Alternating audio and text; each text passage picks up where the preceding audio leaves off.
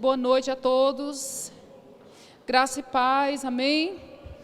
Glória a Deus por estarmos aqui nessa noite. Eu creio que não é uma noite qualquer, é a noite que o Senhor tem para ministrar ao nosso coração. E eu creio que você vai receber, amém? Tudo o que Deus tem para a sua vida nessa noite. Deus é bom. Vamos orar junto comigo. Pai Santo, Pai amado, nós te damos graças por tudo que o Senhor já tem ministrado, o Senhor já tem feito, o Senhor já tem dito nesse lugar. Nós nos colocamos em Tua presença, sentado em Tua mesa para ouvir a Tua palavra, pois é ela que é vida, é ela que é eficaz. A Tua palavra é luz, é lâmpada para os nossos pés. A Tua palavra é viva, ela é poderosa, ela é apta para fazer aquilo que ela diz.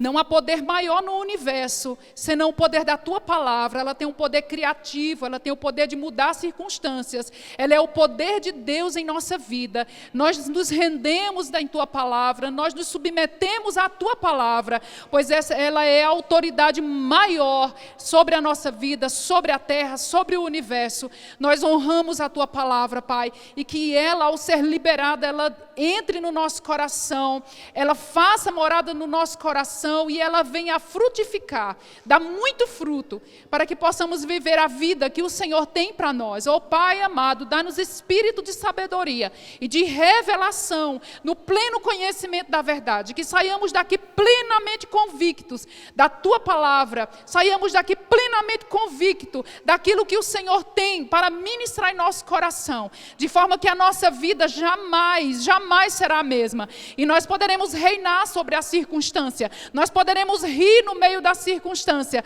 nós poderemos nos alegrar e viver cheios de esperança, porque sabemos que o Deus que falou é o Deus fiel, sabemos que o Deus que proclamou a palavra e o universo se fez, é o mesmo Deus hoje que vela sobre a sua palavra para cumprir. Ó Senhor querido e amado, muito obrigada por a Tua palavra nessa noite, saindo da minha boca com ousadia, com poder. Obrigada pela unção para falar e a unção também para ser ouvida. Em nome de Jesus, repreendo toda a resistência e altivez que se levanta contra o conhecimento de Deus e declaro cada mente cativa a obediência de Cristo, em nome de Jesus. Amém, meus irmãos?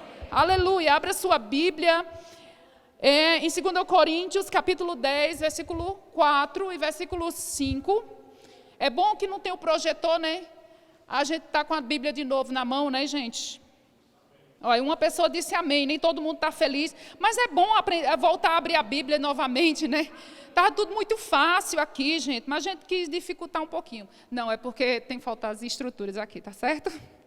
Lá em 2 Coríntios, eu não abri ainda, mas rapidamente vamos abrir capítulo 10, verso 4 e verso 5. Glória a Deus. Diz assim: porque as armas da nossa guerra, eu estou lendo na amplificada, deixa eu mudar aqui, só um pouquinho. Porque as armas da nossa milícia não são carnais, e sim poderosas em Deus para destruir fortalezas, anulando nós sofismas e toda a altivez que se levanta contra o conhecimento de Deus, e levando cativo todo o pensamento à obediência de Cristo.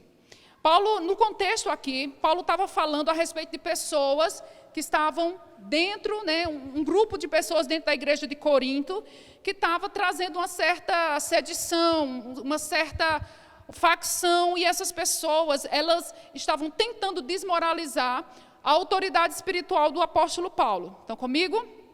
E eles falavam, inclusive, que Paulo, em suas cartas, ele era cheio de autoridade, cheio de ousadia. Mas quando ele estava presente, ele era uma pessoa desprezível e fraca. E Paulo, nessa carta, ele começa a defender seu apostolado e começa, de certa forma, a ameaçar a essas pessoas, dizendo que a sua simplicidade era proposital, porque ele não era alguém fraco, mas alguém poderoso em Deus, né?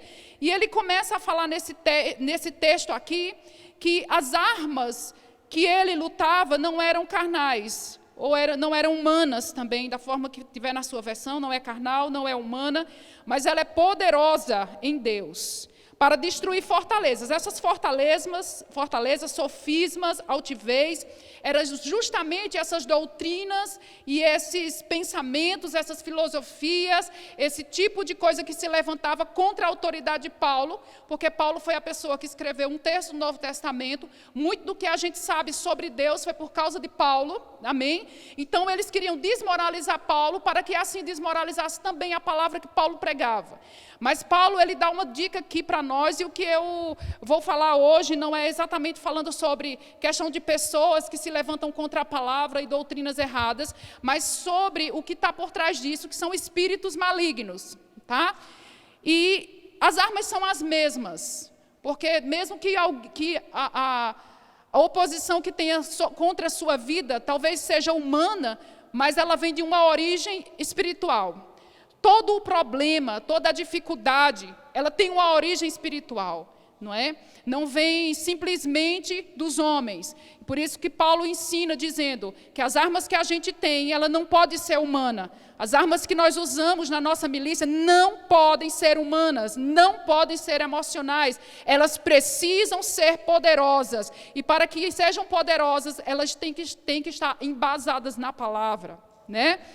E aí, quando o Paulo fala a respeito de fortaleza, essas fortalezas são estruturas ou muralhas fortes e largas, geralmente construídas por um grande período de tempo, com o objetivo de que ninguém entre naquele território. Então, eu vou dizer de novo a definição de fortaleza. Paulo disse que a palavra de Deus, ela é poderosa, ela é uma arma que destrói fortaleza. Diga, fortaleza. E fortaleza é estruturas de muralhas fortes e largas, geralmente construídas por um grande período, com o objetivo de que ninguém entre naquele território. E quando eu estava, esses dias passados que eu fui para a cidade do Macapá, eu conheci lá, eles dizem, não tenho certeza, mas eles dizem lá, e provavelmente que é o maior forte da América Latina. E eu fui visitar essa fortaleza, né, lá no Macapá. E é impressionante a fortaleza. Ela foi construída mais ou menos ali em 1800 e alguma coisa. Foi construída nesse século, né, 1800 e alguma coisa. E ela passou 18 anos para ser construída. 18 anos. E é uma coisa espetacular. Você vê, não tem um buraco na fortaleza. É uma estrutura tão forte, tão forte, tão forte, que nada abala. Está tudo meio assim, meio abandonado um pouco, né? Vai passar por uma reforma, porque ela vai concorrer a uma das maravilhas do mundo. Vai passar por uma reforma, mas mesmo estando assim meio ainda, né, jogada assim as traças, tadinha, mas não tem um buraco na muralha. É uma estrutura fortíssima. E as pessoas que estavam lá contaram que aquela muralha ela nunca foi atacada. Além dela ser muito grande, muito forte, ela é rodeada de canhões. E eu fiquei, na hora eu até brinquei com a pessoa que estava instruindo lá, eu falei assim, mas quem é doido de atacar essa fortaleza aqui?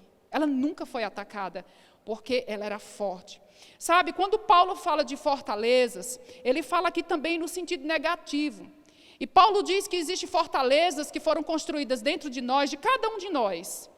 Todos nós. Foram construídas fortalezas por grandes períodos de tempo, né? Desde criança, às vezes. Às vezes, desde criança, o inimigo já vai trabalhando na mente daquela criança. E, geralmente, o diabo, ele escolhe a época da infância mesmo, que é onde está sendo formado o caráter, a personalidade da pessoa, e ele vai trabalhando, jogando um tijolinho ali. Joga outro tijolinho ali, né? E, às vezes, o tijolinho você não dá para nada. Você não sabe fazer nada. Existem pais que, infelizmente, falam para os filhos, você é burro, você não sabe de nada, você é tapado. Rapaz, tu não tem jeito não, tudo que tu faz é sem jeito, tudo que tu faz é destrambelhado. Tu é todo atrapalhado. Então, palavras são ditas pelas autoridades maiores na vida de uma criança, que é pai e mãe, e aquelas palavras são ditas, às vezes um professor diz, às vezes um colega da escola, às vezes um avô, um tio, e palavras são lançadas e fortalezas são colocadas na vida da pessoa, e quando ela está adulta, ela muitas vezes pensa que ela é aquilo que disseram, que ela é aquilo que ela pensa dela mesma, mas a palavra de Deus diz que essa palavra que nós estamos ouvindo, ela é poderosa para destruir cada fortaleza, seja que tamanho for. O que nós podemos fazer é não nos conformar de jeito nenhum, quando nós entendemos que fortalezas do inferno são estabelecidas na nossa mente, mentiras do diabo, que o diabo contou para nós a vida toda, e que nós estamos lá paralisados na nossa vida, achando que aquilo é a verdade de Deus, mas deixa eu te dizer, a verdade de Deus na sua vida é o que está escrito na palavra, não é o que os seus pais disseram, não é o que o professor disse, não é nem mesmo o que você diz e o que você pensa. Existe uma verdade superior sobre a tua vida, e ela está escrita na palavra do Senhor. Você é o que a Bíblia diz que você é, e você pode ser tudo aquilo que a Bíblia diz que você pode ser, e você pode ter de Deus o que Deus diz que você pode ter. E isso, irmãos, independe da vontade humana, isso independe se as pessoas queiram ou não, isso independe se você se acha fraco o suficiente e não vai conseguir. A força da palavra, o poder da palavra é suficiente para transformar a nossa vida, nosso destino, o nosso futuro, queridos. Nós precisamos atentar, porque existem armas. Nós temos armas, diga, eu tenho armas. Diga para você mesmo acreditar, eu tenho armas. Só que essas armas não são as armas humanas. Não é a força do braço, não é a força da inteligência, é a graça de Deus. É o poder de Deus sobrenatural, é a vida de Deus que está dentro de você e que manifesta em você um poder, uma vida superior que te coloca para cima. Muitos de nós estamos acreditando no que o diabo diz. E o objetivo do diabo, queridos, o objetivo dele é formar essas estruturas na gente. O objetivo dele é continuar fermentando, fundamentando as mentiras, as mentiras, as mentiras. E uma vez que a gente não renova e a gente não decide dizer, não, eu não vou ocupar minha mente com isso. Eu não vou ficar horas e horas, e horas e horas pensando em algo que está me colocando para baixo. Pensando em algo que é a mentira do diabo. Deus não fala isso a meu respeito. Eu sou o que a palavra de Deus diz que eu sou. Eu não vou perder um minuto do meu dia meditando nas mentiras do diabo. Sabe que todos nós somos tentados a parar o nosso dia e ficar pensando e meditando no que o diabo fala. E a gente nem se atenta que é o que o diabo fala. A gente nem se atenta. A gente pensa que são pensamentos da gente, que está vindo da gente. Mas não, querido, muita coisa vem de fora. Ou muita coisa está relacionada com aquilo que o diabo colocou durante a vida inteira. Mas deixa eu lhe dizer uma coisa, há poder suficiente na palavra para transformar, mudar a nossa mente, nossa mentalidade e nos transformar em uma versão melhor de nós mesmos. Não, você não é burro, não, você não é desleixado, não, você não é aquela pessoa que você ouviu a vida toda que não dá para nada, você não é aquela pessoa que o diabo diz, você não vai conseguir ser liberto, você está indo para a igreja, você está indo lá nos cultos, mas nada vai acontecer. Diabo, vai acontecer sim. Porque é maior o que está em nós, maior é o que está em você, o que habita em você, é maior do que o que está no mundo. E ele diz, no teu ouvido, no meu ouvido, não adianta de nada, vai dar tudo errado. Sabe, irmãos, que tem momentos na nossa vida, e eu vou lhe dizer, na maior parte deles, que você não precisa nem da resposta do diabo, o que você tem que fazer é pôr um sorriso no rosto e não escutar o que ele está dizendo. Porque como o irmão Bruno falou aqui, sabe, irmãos, a nossa fé não vai depender da nossa emoção, porque a nossa emoção nos leva sempre ou para uma alegria plena, ou para uma tristeza muito grande. Depende do que acontece. A gente pode estar muito feliz vendo passarinhos. Dá tudo certo, estou feliz. Eita, deu tudo errado, estou triste. Não, não é assim. Não é assim, porque a nossa vida está na mão de Deus. A nossa vida pertence a Deus. O diabo não tem autoridade na tua vida, querido. Ele não tem autoridade legal. Sabia que o diabo é um ser que ele trabalha na legalidade? Ele trabalha com princípios legais. E na sua vida, toda a legalidade que o pecado deu foi quebrada. Porque no dia que você recebeu a Cristo como Senhor da sua vida, o seu pecado foi lavado. Você foi lavado e o seu pecado foi cancelado. Foi destruído na cruz do Calvário. Então, aquilo que dava legalidade para ele, assumir o controle da sua vida, determinar seu destino, foi tirado.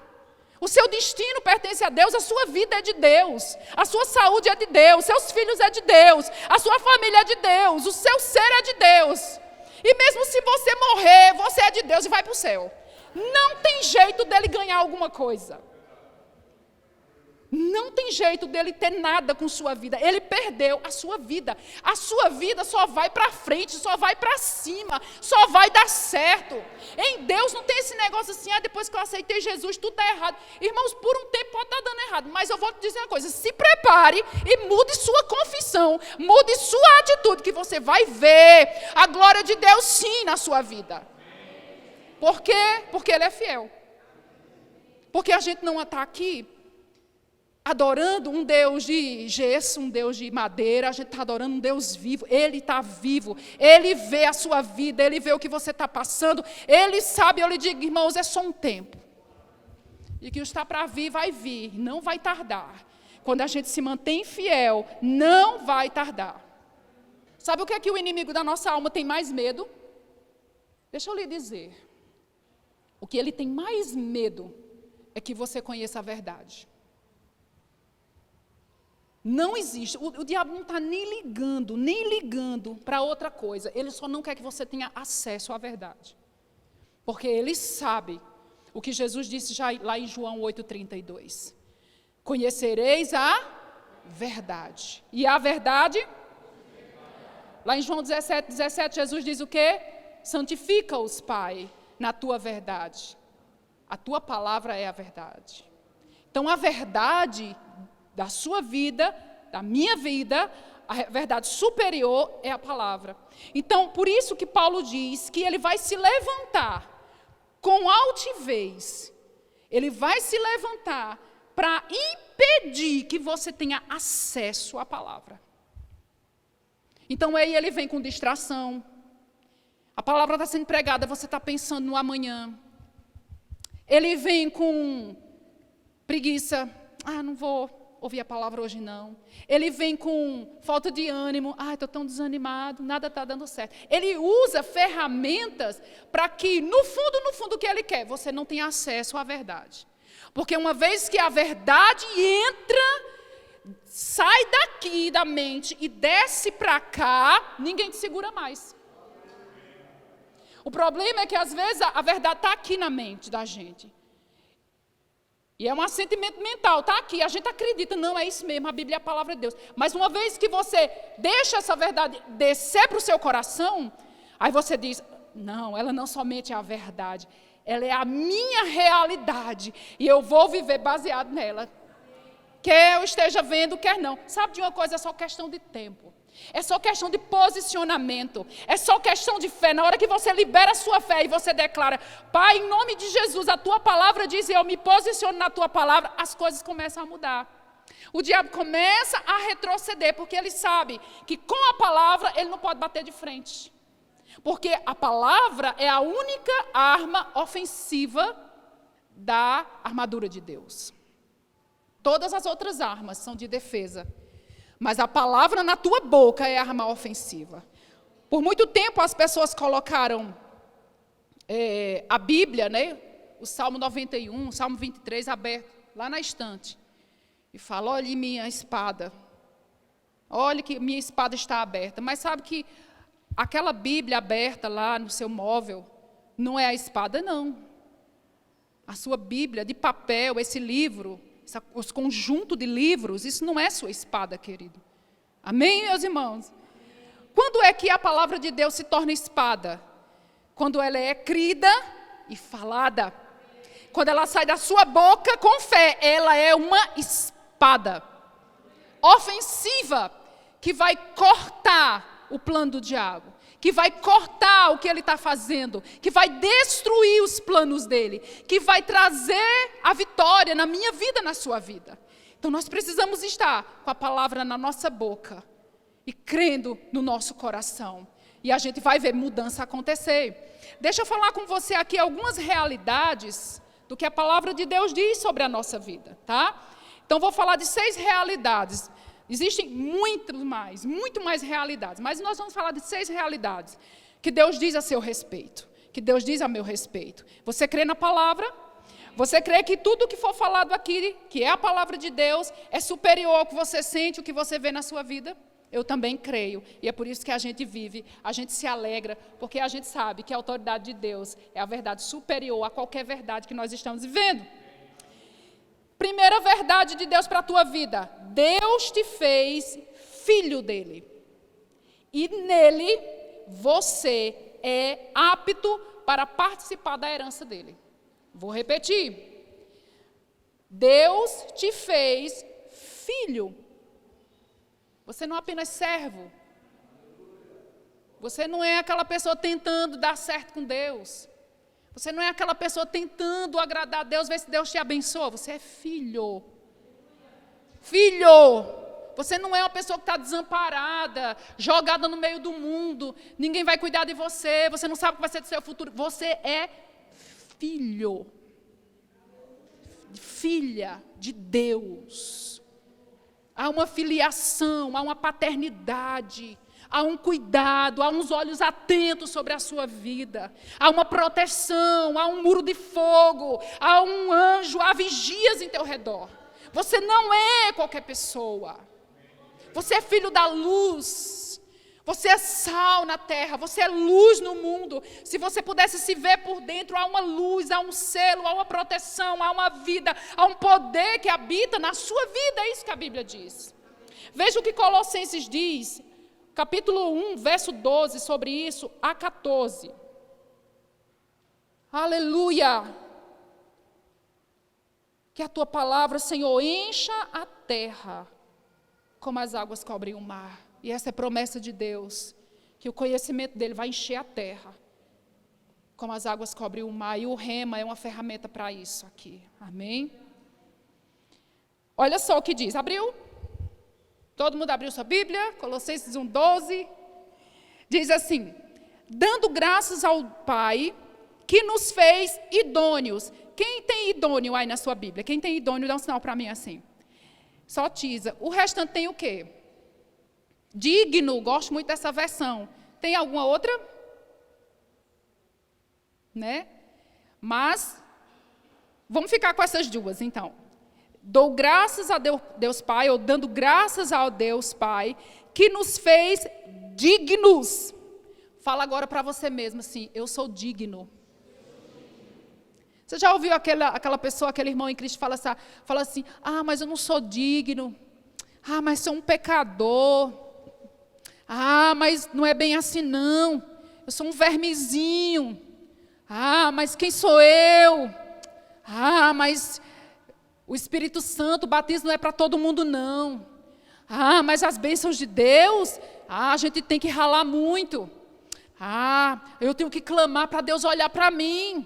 Eu tenho que clamar para Deus me abençoar. Mas não é isso que a Bíblia diz dos filhos. Ela diz que Deus já nos fez capaz, idôneos e digno. Essa é a verdade de Deus. Aleluia! Eu sei que agora a mente está, né? Não. Sim. Comece a se ver como digno. Mas Fabiana, eu tenho defeitos. Então você não entendeu até agora. Não é a respeito de você, é a respeito de Jesus. Não é por nossas obras, não é por nossa causa, é por causa de Jesus. Ele se identifica conosco na cruz e na sua ressurreição nós nos identificamos com Ele. Entende isso? Quando nós nos identificamos com Ele, nós nos tornamos como Ele é. Porque ele se tornou como nós éramos. Ele se tornou pecado. Ele se tornou injustiça. Ele se tornou indigno. Por isso que Deus, na sua crucificação, Deus vira o rosto, se afasta dele e ele diz: meu Deus, por que me abandonaste? Mas é porque ali ele se identifica, ele recebe todo o pecado que era meu e seu, ele se torna como um de nós e por isso que Deus o repele. Mas o seu sacrifício não foi apenas para isso. A Bíblia diz que ao terceiro dia, a sua justiça, a sua vida justa, prevalece sobre as trevas e ele ressuscita. E não somente isso, a Bíblia diz que no batismo nós ressuscitamos com Ele e somos colocados à direita de Deus, assentados com Ele. Há uma identificação com Ele. Então hoje, quando Deus olha para mim e para você como filho, Deus não olha para você e fala: mas ó, lá vai mais um indigno ali, ó. Não, isso aí foi o que seu pai e sua mãe falou. Isso foi o que a vida te falou, as pancadas da sua vida falou. Às vezes fruto da desobediência a Deus falou. Mas o que Deus diz, ó, lá vai ali um filho digno. Por que somos dignos? Porque Jesus nos fez dignos na cruz. E Ele diz que essa dignidade dada por Deus, ela nos faz capaz de participar de uma herança. Diga: eu tenho uma herança. Ou herança que vem de Deus deve ser coisa muito boa, né? Porque a herança dos homens já é boa, não é? Receber a herança humana já é boa. Imagina uma herança divina. E nós temos essa herança, no versículo 13 diz assim: pois ele nos libertou, idôneos a fazer a parte que vos cabe da herança dos santos na luz. Fala: eu sou santo. Isso. Por que você é santo? Porque Jesus te santificou. E Ele te santifica ainda. É um processo diário. Fomos santificados em Cristo e também diariamente somos santificados pela palavra, a Bíblia diz.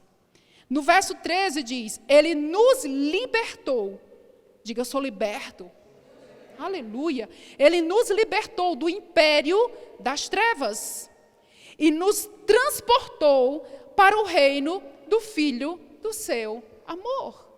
Então aqui ele diz que ele nos fez apto para participar da herança, e agora nós temos uma herança e o império das trevas, o império do diabo, né? A vida que o diabo tinha para a minha vida de destruição, para a sua vida de destruição, o futuro de destruição, né? De morte, de tragédias, de coisas nunca dando certo, só problema. Sabe, esse império das trevas, a Bíblia diz que nós somos tirados dele. E nós precisamos crer nessa verdade. O diabo não tem autoridade mais sobre a nossa vida. E nós precisamos nos posicionar. E quando ele vier contra nós, nós precisamos nos levantar e dizer: diabo, aqui não. Aqui você não vai fazer o que você quer. Porque o rei deste reino aqui é o Senhor Jesus Cristo. E eu estou sobre a palavra dele, que é viva, é poderosa, é eficaz na minha vida. Amém, queridos? Olha só, vamos continuar aqui. Primeiramente, ele nos fez filho. Segundo, ele nos deu uma herança. Então, se ele nos deu uma herança, então nós temos alguma coisa aí que nós não estamos usufruindo, tá certo? É igual aquela história, né, a gente sempre vê nos livros do irmão Reagan, de um homem que foi fazer uma viagem num barco, num navio. Ele não tinha dinheiro suficiente para pagar a passagem desse navio, mas ele fez vários esforços e conseguiu o dinheiro para comprar o ticket da viagem do navio. E ele ficou muito feliz porque ia e porque tinha conseguido pelo menos a passagem. E ele pensou assim: eu vou levar um pouquinho de pão, eu vou levar um pouquinho de lanche na minha bolsa, porque são 3 dias de viagem e eu não sei o que vou comer, eu não tenho dinheiro para fazer as refeições dentro do navio, então o que é que eu vou fazer? Eu levo meu lanchinho aqui e eu me viro, né? Acabou. O importante é eu chegar do outro lado. Ele pensou assim.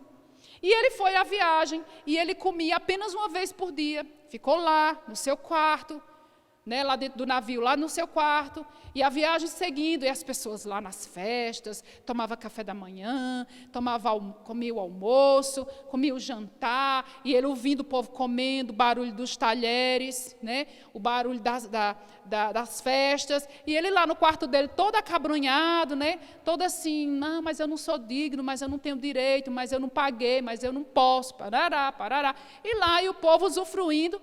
E quando chegou o último dia da viagem, que ele desembarcou, que eles foram desembarcar, o timoleiro pergunta para ele assim, por que é que você não saiu para comer nenhum dia? Ele disse, não, é porque eu não tinha condições, eu não tinha dinheiro para comer. Ele falou, mas o ticket que você comprou dava direito a todas as refeições do navio. Alô? Você sabia que a salvação, ela não é somente o passaporte, o ticket para você ir para o céu? Amém, igreja? A gente recebeu a Jesus como Senhor da nossa vida, e não é apenas o ticketzinho, o passaporte, ganhei o passaporte debaixo do braço, agora eu vou, para o céu eu vou, né? Não, para o céu eu vou, não impeça a mim. E o resto, a gente vai vivendo a vida nas pancadas do diabo, um dia sim, um dia bom, um dia lá embaixo, um dia lá em cima, um dia no vale, um dia no monte, um dia do vale, um dia no monte. Eu acredito, irmãos, piamente, Deus não chamou a gente para viver assim. Porque no ticket do passaporte, salvação, há uma herança. Existe uma herança nos céus? Existe, mas existe uma herança também a ser usufruída aqui. Existem direitos. Olha o que foi que o apóstolo Pedro fala em 2 Pedro, no capítulo 1, abra comigo, por favor, sua Bíblia, leia aí, marca na sua Bíblia, né, essas verdades, para você meditar amanhã, segunda-feira, quando o diabo vier, sabe, falar no teu ouvido, leia esses versículos para ele, bem alto na sua casa. Você sabia que às vezes você precisa ler a Bíblia para o diabo? É um ótimo exercício espiritual.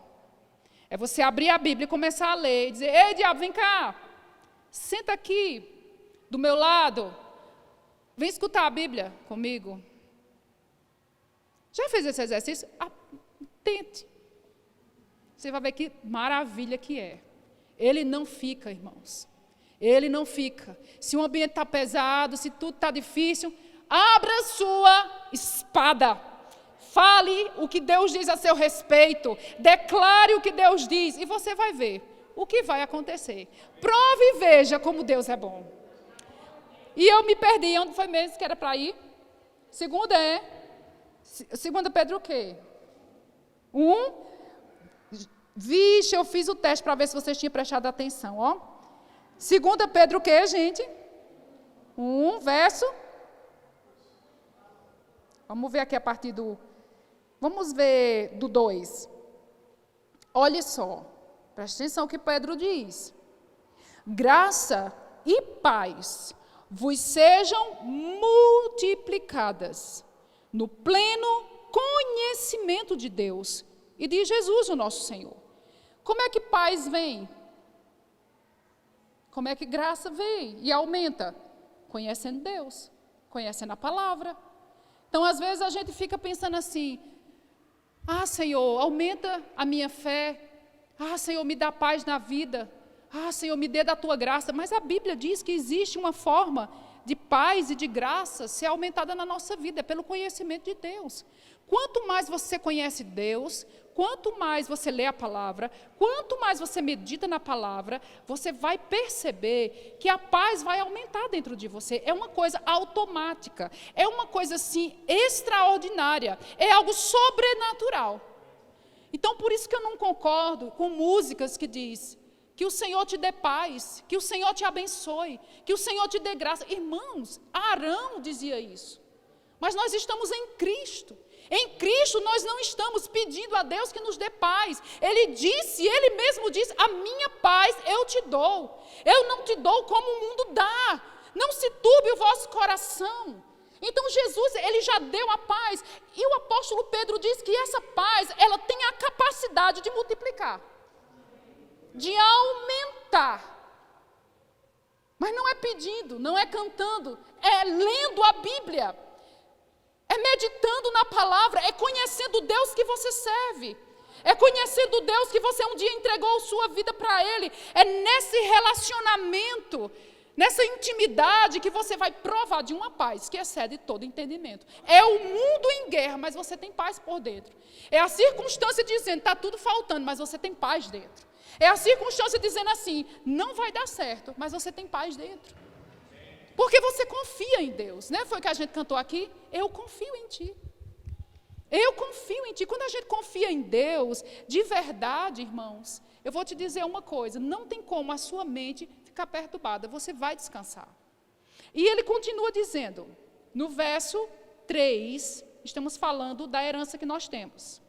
Verso 3, visto como pelo seu divino poder, nos têm sido doadas todas as coisas que conduzem à vida e à piedade.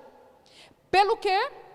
Mais uma vez Pedro diz, pelo conhecimento completo daquele que nos chamou para a sua própria glória e virtude. Então, queridos, nós ainda não temos o conhecimento completo, mas nós podemos ir crescendo no conhecimento. Porque Deus diz através do profeta Oséias, conheçamos e prossigamos em conhecer o Senhor. Aleluia. Então, quanto mais eu me entrego, quanto mais eu tenho um relacionamento com a palavra e com o Espírito, quanto mais eu medito, quanto mais eu tenho comunhão com Deus, mais eu vou percebendo dentro de mim que esse conhecimento vai se completando e vai sendo acrescentado paz, vai sendo acrescentado graça, vai sendo acrescentado tranquilidade, vai sendo acrescentado dentro de nós um poder que a gente não vai ficar abalado, igual a gente cantou aqui, não ficarei abalado. Sabe por que a gente se abala? É porque as nossas estruturas naquela área ainda não estão firmadas na palavra, porque a palavra de Deus ela é o alicerce. Lembra que Jesus ensinou sobre alicerces, sobre a casa edificada sobre rocha, a casa edificada sobre areia, e aqueles que praticam a palavra, eles estão fazendo um grande fundamento sobre os seus pés, pelo qual ele será firmado, e mesmo que as circunstâncias batam naquela casa, batam, ela não cai. Isso não é utopia, isso é a palavra de Deus. Sabe, irmãos, que você precisa começar, se você não começou ainda, né? Mas nós precisamos começar a ser como o João Teimoso. Quem conhece o João Teimoso? Quem? 1, 2, 3. O resto conhece João Teimoso? João Teimoso é um boneco inflado, assim, dessa altura, e ele embaixo, ele é oval. Então, ele fica para todo lado assim, o João Teimoso. Sabe qual é? Aí você bate no João Teimoso, pá! Ele é de borracha. Aí você bate no João Teimoso, ele cai, enverga todinho. Aí, ele volta para a posição. Aí você bate de novo no João Teimoso, aí ele enverga todinho para o outro lado, para trás, para frente, mas ele volta para a posição. Nada faz ele ficar no chão. Sabe que o inimigo, ele vem contra a nossa vida com circunstâncias às vezes tão pesadas. E cada um, né, como o Bruno falou aqui, cada um sabe o que está passando. Mas eu lhe convido a ser um João Teimoso. Porque ele vem e ele diz, dessa vez eu derrubo ela. Dessa vez ela desiste. Aí você parece até que agora você não se levanta mais nunca com a pancada, né? Nunca você pensa, pronto, dessa vez agora, daqui a pouco a força do Espírito de Deus e o poder da palavra, te levanta de novo, você está de pé de novo. E ele fica, essa bexiga não vai cair por terra não. E você... pode vir, bate e você diz, pronto, agora, e foi. Você se levanta, sabe por quê? Porque a palavra de Deus, ela tem o poder que você nem imagina, de erguer você em meio à circunstância. Quando você pensa que a sua força acabou, é onde a força de Deus começa. Sabe, o melhor tempo da nossa vida é quando a gente diz assim, agora sim, agora não consigo mais, é o melhor tempo, porque quando a gente pensa assim, agora eu não consigo mais, aí ele diz, filha, e a minha palavra? Aí você vai para a palavra, e a palavra é um espelho, e você olha para a palavra e fala, não, eu sou o que a palavra diz que eu sou, e ali a palavra levanta você de novo. Sabe, eu estava vendo um escritor esses dias, eu não me lembro quem foi o escritor, que eu estava lendo, um comentarista. Ele falou uma coisa muito interessante. Eu falei, isso é verdade que esse homem está falando. Ele falou assim, uma das coisas que o diabo mais odeia é ele se sentir desmoralizado por você.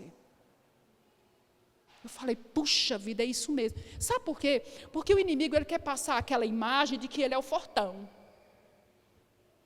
Que ele é o poderosão, que ele vem acabando com tudo. Sabe que Satanás, ele gosta de cantagoga, né? Você sabe o que é cantagoga? Aqui no Paraná? Sabe não? E eu digo o quê? Contar vantagem. Cantagoga é contar vantagem. Ele vem assim, sabe, para tacar terror. E ele se sente muito poderoso quando ele percebe que você fica abalado, que você fica triste, que você fica assim, desanimado, com incredulidade, desesperançado. Ele se sente, sabe, é isso mesmo, eu sou o cara. Você sabia disso?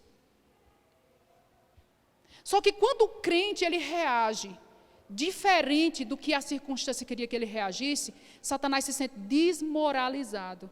E é aí onde entra a questão de nós nos mantermos na alegria do Senhor quando as coisas dizem para a gente chorar. A circunstância diz para a gente chorar. Eu nunca esqueci isso que o pastor Bud dizia. Porque eu era uma pessoa que chorava muito. Muito. Minha infância, minha juventude, era aquela pessoa que chorava muito, não sabia por quê. Muito depressiva, muito, sabe? E quando eu comecei a ouvir a palavra da fé, ele dizia assim, quando você chora, o diabo ri, irmão. Eu falei, rapaz, esse negócio é verdade. Quer dizer, que quando eu fico chorando, o diabo fica rindo. Aí ele dizia, quando você ri, ele chora. E é verdade.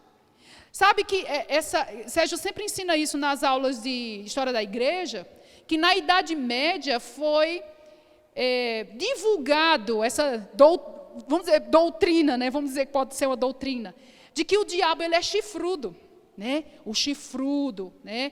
O bicho ruim, faz assim, né? Sabe que a Bíblia não diz que ele é chifrudo. A Bíblia não diz isso. Sabe por quê? Porque chifre é simbologia de poder. Quando você vê em toda a Bíblia, em toda a Escritura, falando de chifre, está falando de autoridade espiritual e de poder. Quando os sacerdotes, eles iam, por exemplo, quando o sacerdote ungia o rei, ele ungia com chifre. Quando a gente vai lá para o tabernáculo, as 4 pontas do tabernáculo, do altar de sacrifício, que era de bronze, as 4 pontas tinham chifres. Então a gente vê chifre, o chifre do chofar. A gente sempre vê chifre vinculado a Deus, ao poder de Deus e à unção do Espírito Santo. Aí na Idade Média, o diabo conseguiu incultar na cabeça dos crentes, que ele é chifrudo. Sabe o que ele quer que a gente acredite? Que ele tem autoridade. Que ele é um homem, um ser, uma criatura de autoridade. Mas ele pode ter autoridade no mundo, mas sobre a vida do crente, não. Se você é crente, se você entregou a sua vida a Jesus, ele não tem autoridade sobre a sua vida. Então, quando ele vem com aquela autoridade, né, querendo que você creia que ele tem autoridade, eu vou destruir, eu vou matar, não vai dar certo, e você ri, é uma forma de você desmoralizá-lo. E ele não gosta disso. Eu quero convidar você durante essa semana a desmoralizar o diabo. A fazer com que ele se sinta desmoralizado. Ria, não se preocupe. Não fique ansioso, não fique ansiosa. Confie no Senhor. Ore em línguas, dê risada, cante louvores, bote o som no seu carro, bote o som na sua casa, põe aquela música que você goste, cante 10 vezes, louve, dê glória a Deus, dê ações de graça e ria. E ria. Deus está chamando você para subir de nível. Ei, igreja, é tempo de subir de nível, é tempo de entender quem nós somos filhos, somos dignos, temos uma herança, nós fomos tirados do império das trevas, nós somos colocados no reino do Filho do amor de Deus, nós temos uma herança em Cristo Jesus. Aleluia! O que nós temos mais? A Bíblia diz aqui, que através da morte de Jesus e do seu sacrifício, ele nos redimiu. Nós temos redenção. Nós fomos restaurados da posição espiritual. Abra a sua Bíblia em Hebreus, capítulo 2, verso 14. Diz assim: quem é filho de Deus? 3 pessoas. Quem é filho de Deus? Aleluia! É bom você falar isso para o diabo escutar e ver. Ficar olhando para você e você, eu sou filha de Deus. Diz assim, verso 14. Visto, pois, que os filhos, diga, está falando comigo? Oh, glória! Os filhos têm participação comum de carne e sangue. Desses também ele, Jesus, igualmente participou, para que por sua morte destruísse.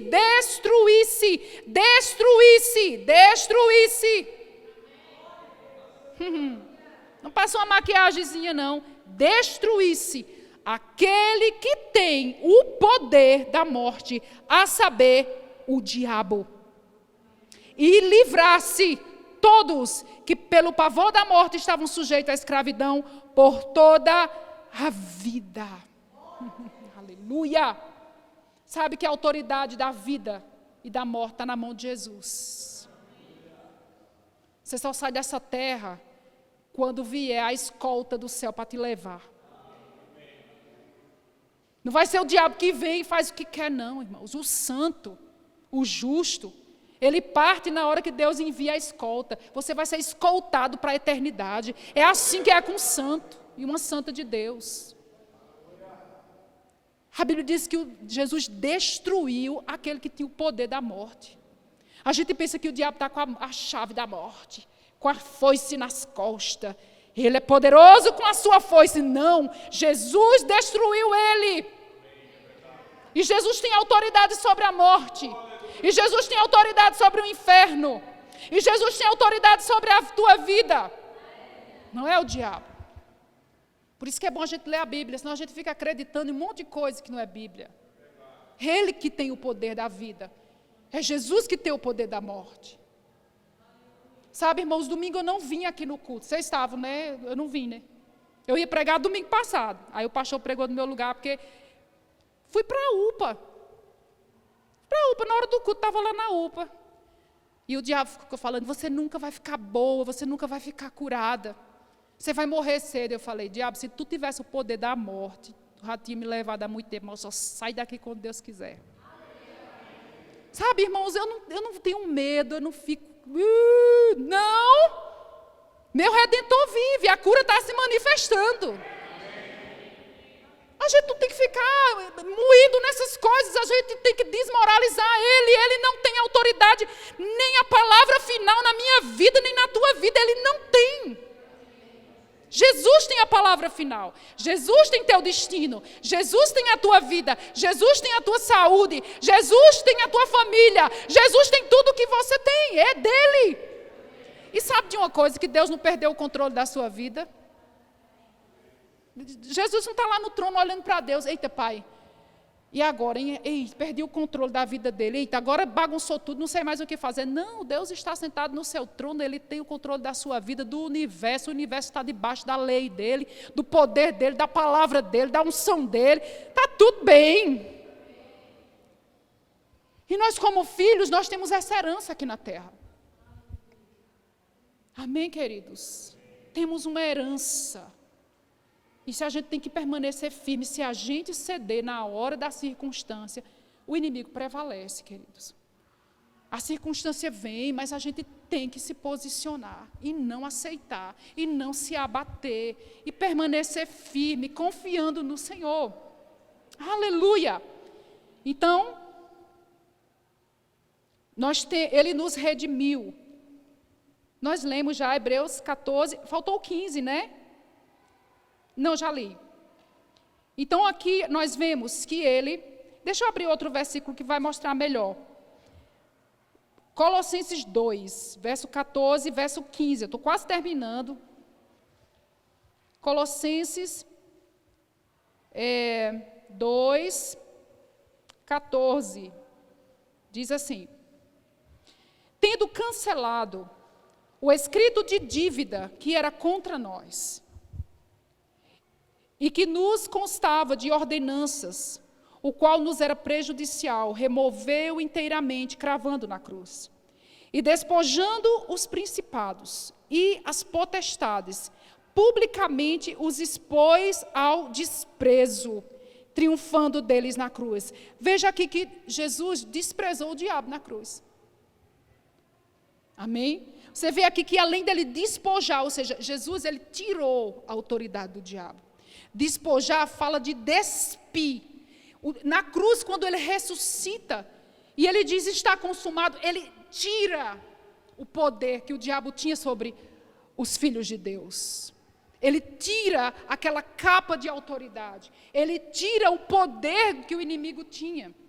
E ele coloca o inimigo, expõe o inimigo ao ridículo, ao desprezo. Por isso que é bíblico você desprezar o que o diabo fala.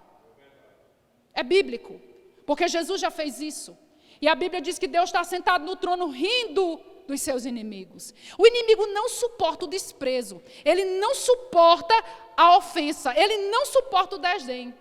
Porque Jesus fez isso, e quando os filhos de Deus fazem também, ele lembra do que Jesus fez. Então que tal quando o inimigo falar assim, aquilo que tu está orando, não vai dar certo não, aí tu faz, aquilo que tu está crido, a tua cura definitiva, não vai acontecer não, e você, faz um desprezozinho, se tu pudesse me matar, tu já tinha matado há muito tempo, diabo. Ele não pode destruir sua vida, é só propaganda, é só marketing.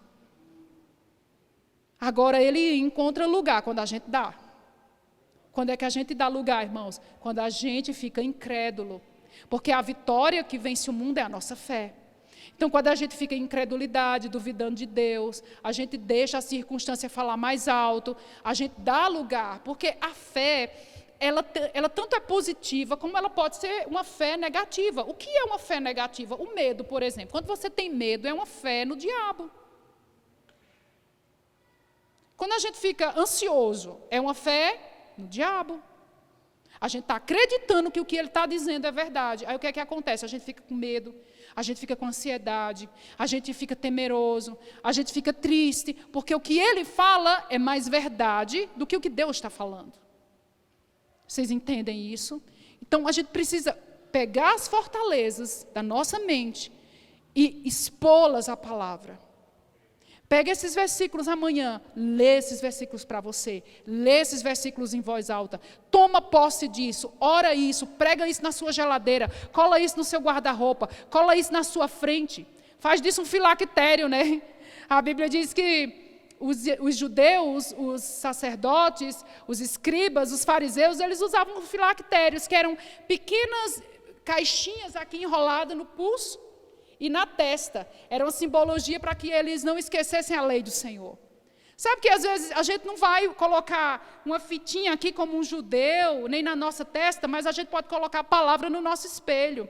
A gente pode colocar a palavra de Deus no guarda-roupa. A gente pode colocar a palavra de Deus no banheiro, onde a gente mais vai. E quando a gente chega lá, a gente lê a verdade de Deus sobre a nossa vida. E aquilo, irmãos, vai renovar a nossa mente. Falta mais 2 pontos. Ponto 5. Aquele que é filho de Deus não vive na prática do pecado. Em 1 João, capítulo 5, verso 18, diz assim. 1 João, capítulo 5, verso 18 e 19, diz assim. Sabemos que todo aquele que é nascido de Deus não vive em pecado ou na prática do pecado. Antes, aquele que nasceu de Deus, Deus o guarda e o maligno não lhe toca. Oh, aleluia! Não toca não! Aí ele diz no 19, sabemos que somos de Deus e que o mundo inteiro jaz no maligno. O mundo inteiro jaz no maligno. Por isso que está do jeito que está. Mas na minha vida e na sua vida ele não toca. Nos seus filhos ele não toca. Na sua descendência Ele não toca. Nas suas finanças Ele não toca, se você ficar firme. Crendo e dizimando, como a Annelise falou aqui. Daqui a pouco vai ter um testemunho. Cadê a irmã do testemunho? A irmã do testemunho, daqui a pouco eu vou chamar o irmão para dar um testemunho aqui nessa área. Então, irmãos, o que é uma pessoa que vive na prática do pecado? Deixa eu explicar para você algo. Às vezes as pessoas confundem e falam assim, não, Fabiana, mas nós somos pecadores. Né? Nós somos pecadores. Então, como é que isso pode ser verdade para mim? Existe uma diferença, queridos. Olhe, preste atenção nisso. Existe uma diferença de pecar como acidente, pecar porque nós ainda não somos perfeitos, errar. Existe uma diferença disso. E existe uma diferença de viver na prática do pecado. De viver pecando. Entende? Então, a pessoa que vive na prática do pecado, que vive pecando, é aquela pessoa que peca diariamente, todo o tempo. Ela tem intenção de pecar. Ela acorda para pecar, ela dorme pensando em pecar. E aquela pessoa, ela vive assim e aquilo não incomoda ela. Ela está tranquila com aquilo, ela não está nem aí. Então, isso é o quê? É um pecador. Vive na prática. Aquilo não incomoda. Mas o Filho de Deus, quando ele peca, não é porque ele quer viver em pecado. Na verdade, o pecado na vida de um Filho de Deus incomoda, machuca. A gente não fica bem. Né? Existe uma frase eu acho que é do Edwards. Ele falou essa frase, eu não me lembro bem quem é. Ou é John Wesley, eu não lembro qual deles que falaram. Ele diz assim, desde que conheci a Cristo, nunca mais eu pequei em paz. Interessante. Desde que conheci a Cristo, nunca mais pequei em paz. E é verdade, queridos. O Filho de Deus, ele tem a natureza divina nele e o pecado incomoda. E por isso que o apóstolo, ele diz aqui, todo aquele que nasceu de Deus, ele não vive na prática do pecado. Amém? Ele não vive, ele não consegue pecar em paz. Quando o pecado chega aquilo dentro dele, é como um gato arranhando dentro dele, né? Aquilo não fica bem, até que ele confesse e até que ele fique bem com Deus. Então, a Bíblia diz que esse Filho de Deus, Deus o guarda. Deus te guarda. Deus está te guardando.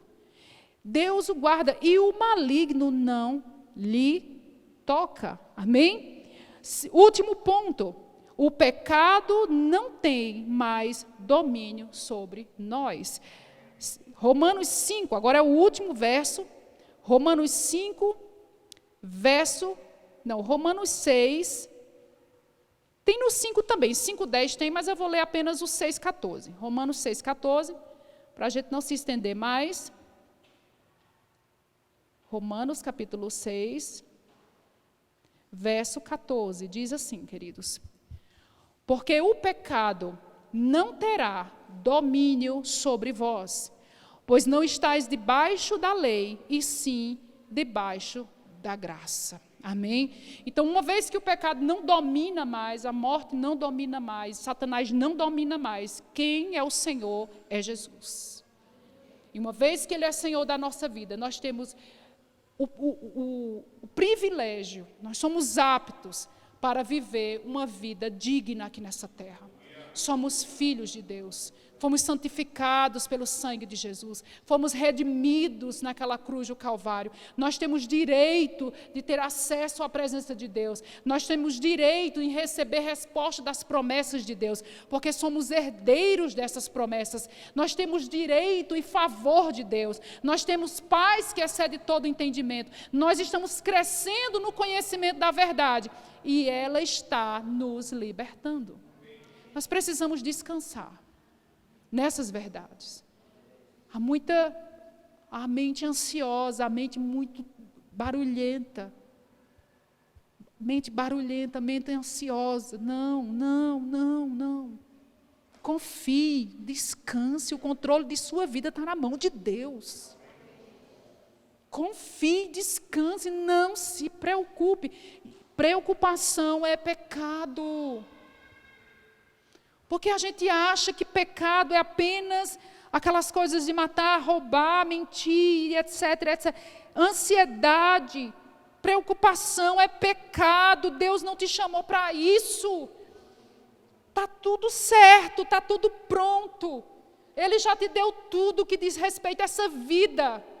Confia no Senhor. Se não aconteceu ainda, continua confiando no Senhor. Se não manifestou ainda, se faz anos e anos e anos, continua confiando em Deus. E sabe de uma coisa, quanto mais você confiar em Deus, mais vai encurtar o tempo da resposta. Mais rápido chegará. Em nome de Jesus, Pai, nós confiamos na Tua palavra. Eis aqui o Teu povo, eis aqui a Tua palavra que foi dada, foi entregue.